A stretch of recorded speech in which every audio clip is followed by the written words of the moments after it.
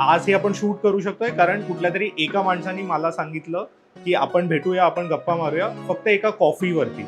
तर ते होते दी मिलिंदो.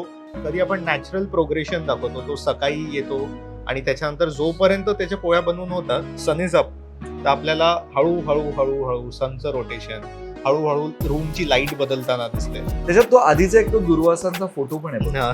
तो जाण्याचा, तो तिथे गेल्यावरती दिसला होता आणि तो त्या सीनच्या आधी वापरता येईल हे तिथे सुचलेली गोष्ट होती. मला वाटतं आता ते आजकाल रील्स कट होतात की वेस अँडरसनचं सिमेट्री आणि पंकज त्रिपाठीचे डोळे आहेत, असं ते वरुण नार्वेकरचं एक ट्रान्झिशन्स वरती एक रील झालं पाहिजे. इंजिनिअरिंग झाल्यानंतर MBA चा फॉर्म भरल्यावर मधल्या सुट्टीमध्ये अचानक एका फिल्म सेटवर जायचं.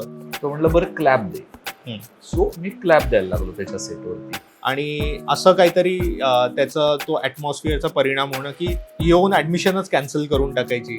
सगळे मला म्हणत होते तू का करतोयस हे? की अशी दिशा कोण बघणार आहे, ती फुल ऑफ नॉईज आहे, नको वेडायस का? अख्ख्या सिनेमामध्ये आपल्याला असं वाटतं की सगळ्या बीट्स या म्युझिकवरती, जेव्हाही काही टेन्शन येतं तर ते ड्रम रोल वाजायला चालू होतात हळू हळू हळू. काय मजा येते मला हे सगळं बघताना आता, बाप रे.